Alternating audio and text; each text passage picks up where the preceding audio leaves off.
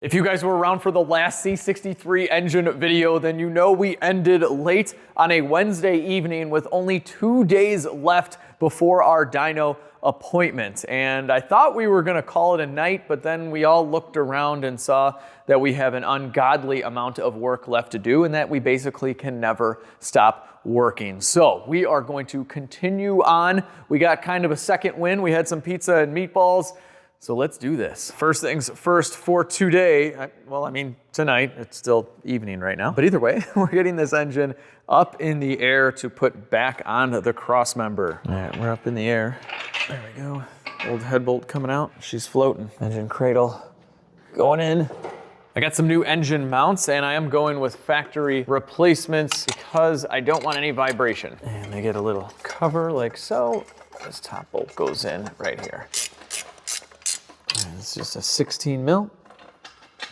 There we go. Now there are poly motor mount options available. VRP sells some really good ones and they work great. I have them on my E55. They hold up to a ton of power and torque and you don't have to replace them all the time. But I don't like the fact that they have a little bit of vibration just in drive. It's very minor. Most people are okay with it, but it's just a personal preference thing. I rather replace my engine mounts realistically probably once every year or two to not have a little bit of vibration. And these obviously last much longer if you don't, put a supercharger on your engine. This pizza was pretty good. All right, Craig, you ready? I'm ready. Rusty, you ready? I think so. All right, we're going down. Here she comes. We're nice and slow.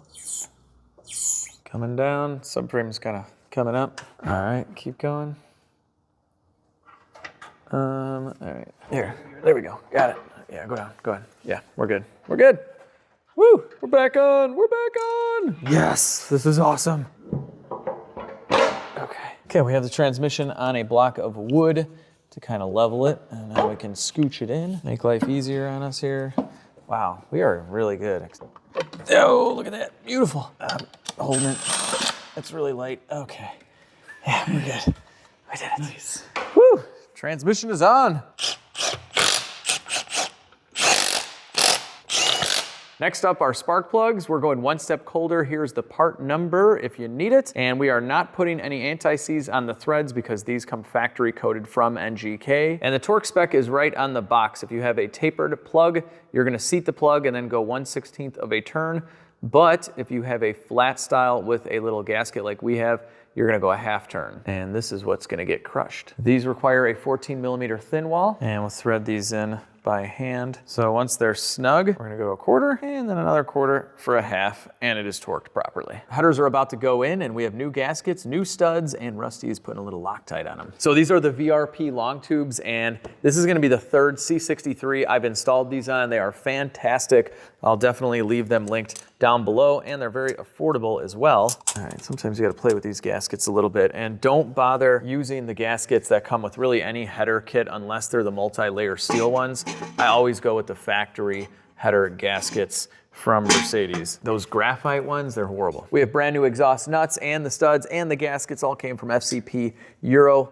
Link down below for them too. It's the next morning, so Thursday, tomorrow is dyno day. I got a little bit of sleep, refreshed, ready to go. We have to have this thing running today. So Rusty just slapped on the other side header. We have to tighten up all of the hardware, but she's looking like an engine. How you feeling, Rusty? Tired. Me too, but we're gonna plug away, and they brought about 4,700 energy drinks too, so. There's 3 left. And speaking of fueling, I know you guys haven't seen much of Craig during the engine build, but he has been very busy on a very intricate fuel system that he designed on his E63 and has had to customize for the C63. Craig, what in the world do we have here? We have a billet top hat that belongs to a Hellcat. It's aftermarket option for these guys. It utilizes 2 525 Hellcat fuel pumps. We modify it significantly to not really fit the E63, but work with the E63 or C63. We take your factory Mercedes level sensor and we clamp it on to this pump setup that used to be inside here with your burnt up factory pump. This is a brushless pump that's not supposed to get that hot, but it looks like it was. So there's a good chance this pump was gonna fail on us anyway, so it's a good thing we're replacing this entire unit. And I think it's really trick how Craig is able to fit the factory Mercedes level sensor here And with a lot of aftermarket fuel pump options, you have to worry about running low. You don't ever want to be below like a quarter tank and stuff like that, but Craig has set this up to where we will still have fuel to the bottom of these when the gas light comes on, and even after that. So you never want to run your car low, but in this situation, I'll still be safe. We have the bottom of the back seat out from the C-Class in order to access the fuel pump module. So that's the old one with the burnt out pump that we removed. And this is the inside of the fuel tank. And we're ready to go with this guy. All right, so on this side was the original factory fuel pumps, and they would, through this line, send the fuel to the driver's side and use a siphon to bring fuel from the driver's side back to the passenger side. And that's because this is a saddle tank. So here, the fuel would come out and go through the factory restrictive line, but we're gonna cap that off because we're no longer gonna use the sender, but we wanna keep it because we want the factory float to still work and level sensor for this side and the siphon. So the way we built this is it will send fuel out the top, the feed, to the front, but also it will send a little bit of fuel to the other side to make a siphon to send fuel from the driver's side to the passenger side, all incorporated in here. The fuel pressure regulator in the front will then send fuel back to the return, which will drop down here and refill the pumps and cool the pumps also. And then we will pull this line just enough to attach.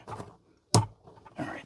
So we attach that. And this module is meant for a 2015 to 21 Hellcat. I believe they changed it up a little bit in 22. And it's gonna fit in our C63, which is pretty neat. Look at that. That's crazy that it's the exact same size. And then you will take the factory ring, factory seals in there. For the bang for the buck, you can get a $18 Dodge Charger gas ring adapter, and it will clip in there like so. Look at that. And that is how you know it's done. Just like factory. Good job, Craig. He built this entire thing. A lot of time and effort went into it and research, and look at how nice and factory this is. Modern Masters, ladies and gentlemen. Plug and play. This will power the fuel pumps, positive and negative to each pump here. So we have the wiring harness run through the trunk right here, and it's going to connect to our dual pump controller, which we've mounted here. Looks nice and factory. And this is pretty neat. We have these ends that we're gonna put over the wire, and then a special crimp tool. And look at that. Then these go in through the bottom. Then you tighten up this 3mm Allen, and you've just made the best connection ever. This is so clean, and essentially this controller is a very heavy duty and professional relay system. So this is gonna get our signal to turn the pumps on, a low voltage signal, and then it's gonna get power from these gigantic wires here. And that leads to a really big circuit breaker that mounts using a factory stud. This is so clean, and that is connected directly to the battery. Next up is attaching the snout to the blower, and it comes packaged up with some tape so there's no contamination. Look at these beautiful rotors. Look at this. So pretty. It's snout time, and this is sealed up with the same kind of rubber seal that we have here. And I love how all the hardware for the VRP kit is labeled and it's all attached so you don't lose anything. This is really nice. Loctite on all the bolts. Rusty torque. Beep. It's time to attach the mid plate and the runners to the supercharger. So we're just gonna go ahead and flip this conglomeration of stuff onto here, like that. And then we have bolts with Loctite going through like this. Snug these up with the gun. And I'm gonna make quite a few passes here just to make sure everything is seated. I've gone around a few times, everything is nice and tight. We are good. Craig's doing a phenomenal job with the fuel lines. This is so cool. So these are running from the pump that you guys saw us install. And what's really nice is he's able to use these factory studs that aren't doing anything. These hold a plastic panel on, but these just sit here doing nothing. And we believe these would be for fuel lines possibly on the right-hand drive variant. And they just put them on the body of all the C-classes, but we're using it to run gigantic fuel lines all the way to the front. We got a nice grommet going in, a factory hole that was already there, and we drilled out the grommet a little bit to fit these fuel lines. So they wrap in like this, and it'll all be covered up by the fender liner. Next up, we have to replace our bad camshaft adjuster plates with our new billet plates from VRP. And I showed this in the very first video, but the camshaft adjusters were getting loose. It wasn't bad enough to set a check engine light or anything like that, but if they're moving like this, it's only a matter of time before this kind of stuff develops. So you can see here, this has been wobbled out a little bit by a pin. So here's our factory camshaft adjuster. These are about $1,000 from Mercedes, but you can fix really the only issue with these billet plates. So you have 5 T30s. Set these off to the side. Then we'll pop the top plate off, and then we're gonna pull this off, and we're gonna pull this out. There we go. Aha. Something I want to show you guys. There's a spring and a little black cap that can pop out, and they will. So just make sure that stays inside like that. I was just about to tell you guys not to drop something else, and then I ended up dropping it. Check this out. This little metal dowel can pop out, and you don't want to lose it.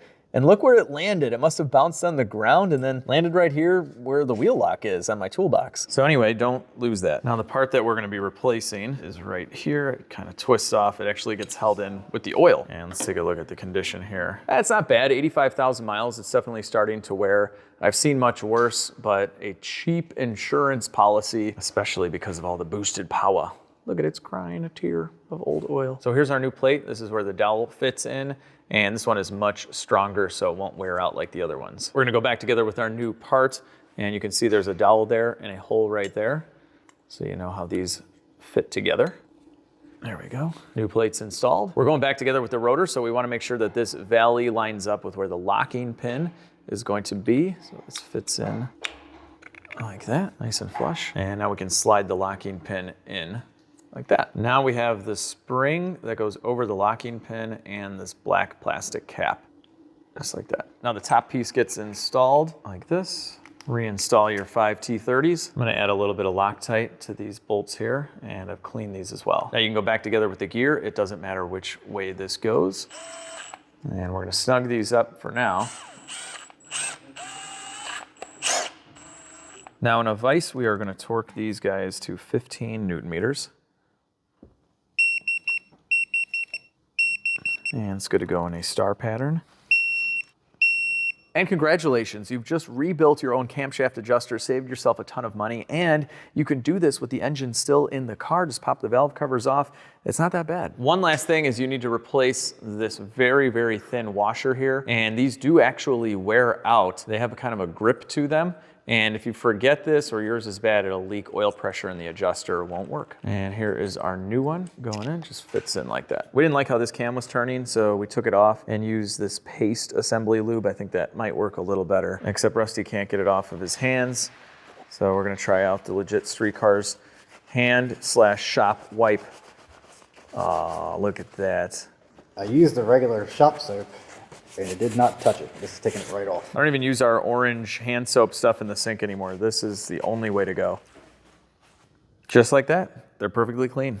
No more Tin Man. I still wear gloves, but these always rip and your hands get dirty, and sometimes there's jobs you don't want to do with gloves on, and they're really expensive. And you can get 20% off the LegitStreetCars shop wipes right now by clicking on the link down below. These are made in the USA. Right now we're gonna time the engine. So Rusty's gonna move the camshaft, and we're gonna stick in our cam timing tool, and that one's in too. Okay, so this only goes in one way, so now we're holding the camshafts in time exactly where they need to be with our crank at 40 degrees. This mark on the timing cover and 40 lines up. So right there, the crank, the bottom end, is in time with this side. Now we have to lock these gears together, and another special tool, and you can see the teeth on there are gonna clamp down. Now we have a reluctor wheel and a new cam bolt. You have to replace those. Slides right into the camshaft. And we've meshed the gears here and here. So we finished everything we needed to finish with the chain in the last video. That's on and tensioned properly. Now you're just going gear to gear. Second adjuster's going on, and these gears spline together with the idler as well. So basically it's one gear spinning two. Once the adjusters are on, you can remove this tool in exchange for this tool. So this will also put the cams in time, but we're primarily using this to hold the camshafts in the front. They're already being held in the back because we need to put some serious torque on these bolts. The last specialty tool to set up the timing on the M156 is this red tool here, and it has these dowels, and that sets up exactly where these tone rings need to be. So you can spin these around and fit them into the dowels, and when they all fit, you're good. Torque spec is 45 Newton meters. So I'll hit both of them. And then 90 degrees, this is why you have to replace these bolts. Okay, that's done. We'll take the tools off, do the other side, and the engine is timed. With the engine in time, it's time for us to install these, the camshaft adjusters with the sensor, and I've already installed a new seal. These slide on, and they're a little tricky. You gotta kind of finagle. You guys use the term finagle where you live? It's just kind of a general term for like mess with. You gotta play with it. I don't know. What are some other words for finagle? Oh, I finagled it. Yes. That was a successful finagle. Drink every time I say finagle.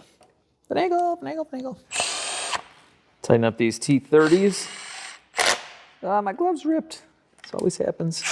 It looks like we're fixing an oil leak right in here too. If you guys are getting an oil leak in the front of your engine like this, you're in luck because the seal is cheap and it's very easy to replace. You don't have to do anything with the engine timing. And a couple other common points of a leakage would be this oil filter housing assembly. The seal in there can leak, and the oil pressure port can leak as well. This is easy. Plug these in. New oil filter going in.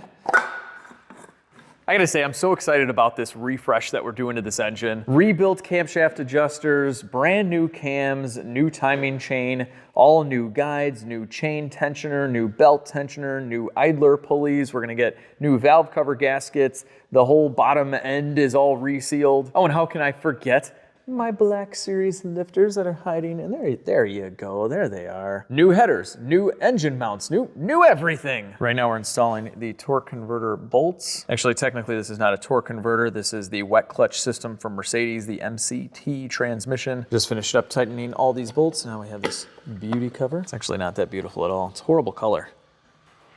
Kind of looks like the Porsche color. Next is the installation of the valve covers. So new gaskets and new bolts. So you can kind of tap these out with a mallet like that, and then you're shooting bullets at your engine. Basically, that's not a good idea. Let's shoot bullets this way. There we go. Now we're getting all new seals on these valve covers. Then we have our new seal that goes around the perimeter. Gotta keep that oil in, stay in. Then the new bolts just slide in like this, and they stay there. They don't come out. It's really nice, they hold themselves. Now we get to install our beautiful black plastic valve covers that say AMG here and here and here, just in case you forget. Ladies and gentlemen, it's supercharger time. Now hang on, we can't install this Whipple supercharger without filling it with oil. And if you guys are curious, this is a Gen 5 3-liter supercharger from Whipple, and it's actually gonna be upside down, so we have to put the oil in it now. Almost lost the drain plug there. Otherwise, we won't be able to get to it once we bolt it on the motor. So oil's gonna go in here, and you can see the sight glass, so this will tell us when we need to stop. There we go, we see our oil coming in and filling up. Why does this remind me of a submarine for some reason? I don't know. And we're getting there. Go, go, go, submarine, it's filling up. Get out. We'll turn these rotors a little bit. Let's get this oil everywhere and make sure the level is still good. Yeah, you want it about 3/4 of the way. I'm just gonna add a little bit more. There we go. That's really nice right there. Then when you're done, you just go ahead and reinstall your LegitStreetCars sticker like that, and this like that. Perfect. Just kidding about the stickers. I don't want those flying off anywhere. But now we flip this guy upside down. Here we go. It's on. That was easy. Look at that. Wow, this is cool. Oh my gosh. Wait till we get the lid. Actually, you know what would be really cool? A clear lid. How cool would it be if we could see this while the engine was running? That'd be amazing. But look at how much room we have right now. This is really nice. We've done a lot of little cleanups here, and you can see around back as well. Lots of room under here. This is gonna be good for heat dissipation as well. And here is our map sensor. We got an extender for that so we can plug it in. And we're gonna be running a catch can also. So we've connected this with some fittings. We're gonna be bouncing around quite a bit now, just installing odds and ends everywhere like our coil packs. Coils are all done. Craig is installing a fitting for the fuel pressure regulator that's gonna sit in this area, and we're gonna make a custom bracket for it with this. We have the heat exchanger installed as well. we have to wait until the radiator is back up to its normal level for its final installation, but this is where it's gonna sit. Looks pretty cool. And we got the supercharger pulley on, and we're gonna test fit a belt that I just picked up at the auto parts store. Let's see if we're close. Oh, it might be okay. Yeah.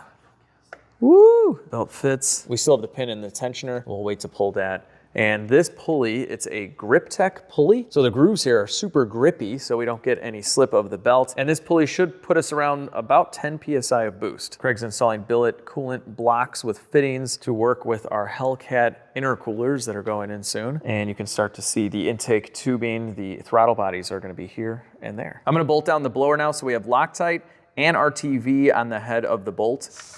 And they just sit in like that. Rusty, how you feeling on this fine Thursday evening? Worn out.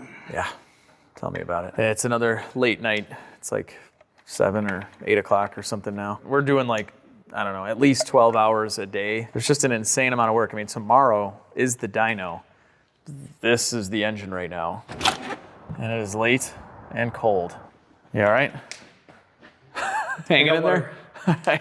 Yeah, this is the fuel department right here with millions of little fittings and hoses and whatnot. 5 days is not enough time to do this entire job, let me tell you. Well, as if we didn't have enough time already, we found a broken intake bolt in these heads. Remember, these aren't the heads from my car, and they were at the machine shop, and I guess they missed a broken bolt in them, so we had to take the blower off. We're gonna leave this dowel pin in there. Spring-loaded center punch, did it work? Yeah, that's pretty good. Spring-loaded center punch is the best. If you guys don't have a reverse drill bit set, I highly recommend them. They work really, really well. We have a little bit of lubricant in there, some penetrating oil.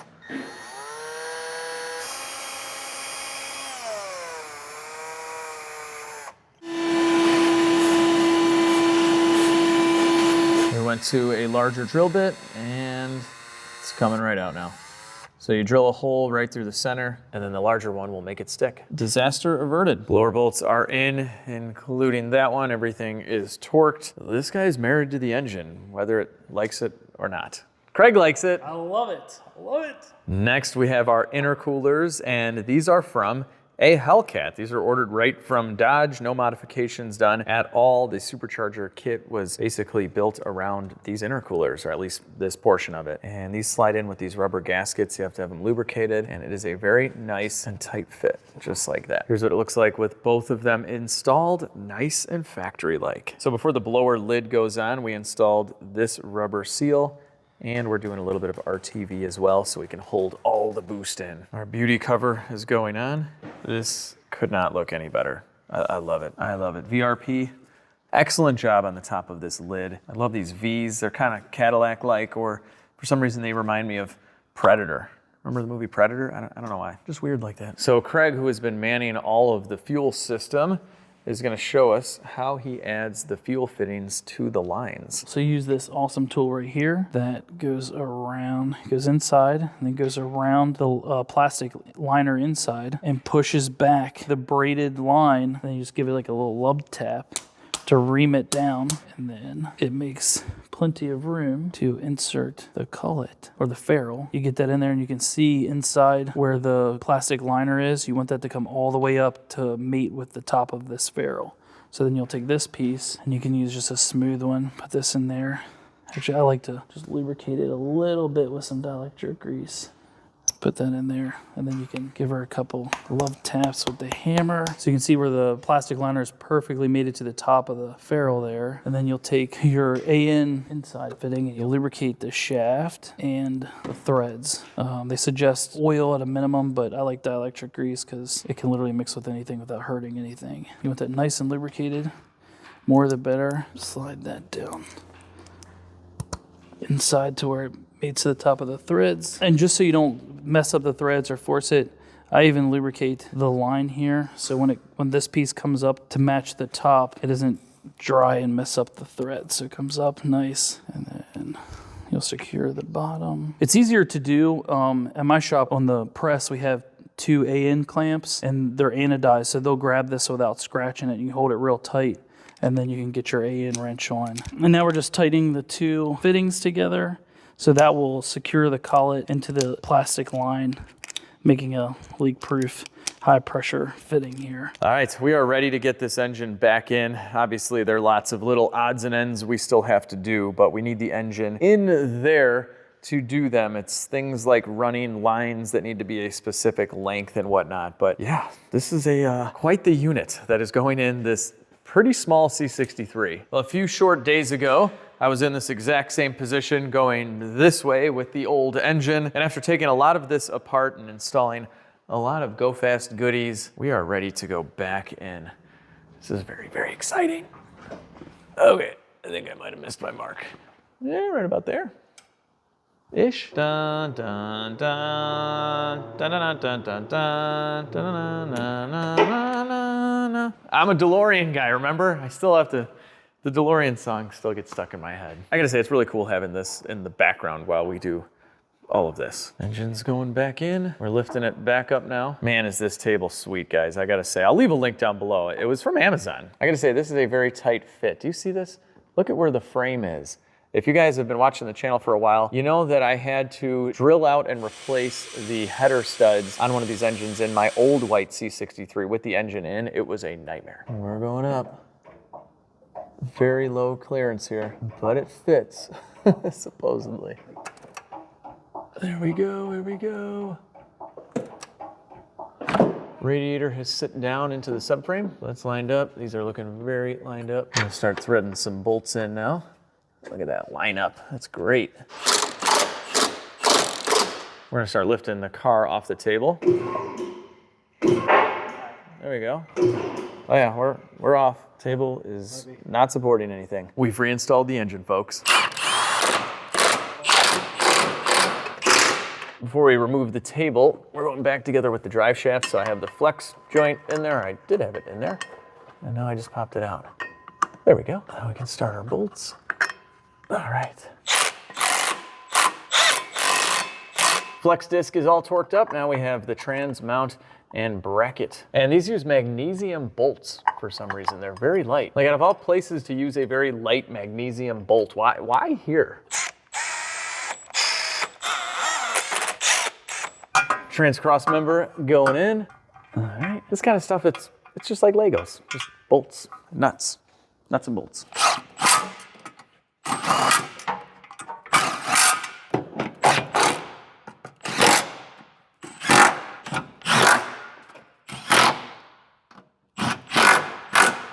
It's done. I mean, that's done. We still got a lot of work to do. And it's like 9 o'clock at night now. Table's coming out. Thank you, table. You are amazing, and I will use you again right after I clean you. I'm gonna work on getting some of the steering and suspension back together. We'll start off with this thrust arm. One gigantic bolt going in. And we'll get this lower control arm in as well. Little hammer. This tie rod was an absolute nightmare to remove. Both sides were just so easy to get back in though. These trans lines keep on leaking on my hair. Go back in. No more.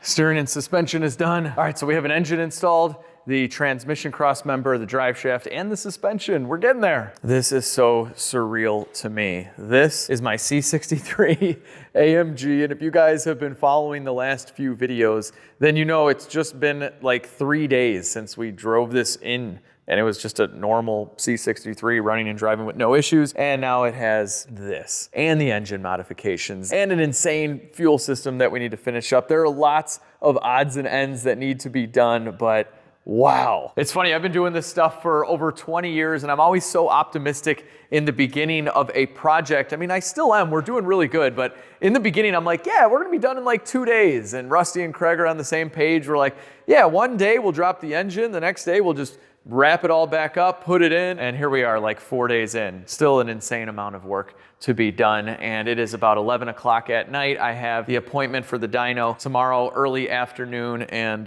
yeah, this isn't running yet. But stay tuned for the next video where we will hopefully get it to run and drive without any issues at all. Knock on air, we're gonna have so many issues, I'm sure. And then it's gonna go on the dyno, hopefully. Again, I don't know at this point, but either way, I hope to see you guys there. And if you enjoyed this video, give it a big thumbs up, share the video with your friends, subscribe if you like content like this, and most importantly, have a fantastic day. I'll see all of you in the next video.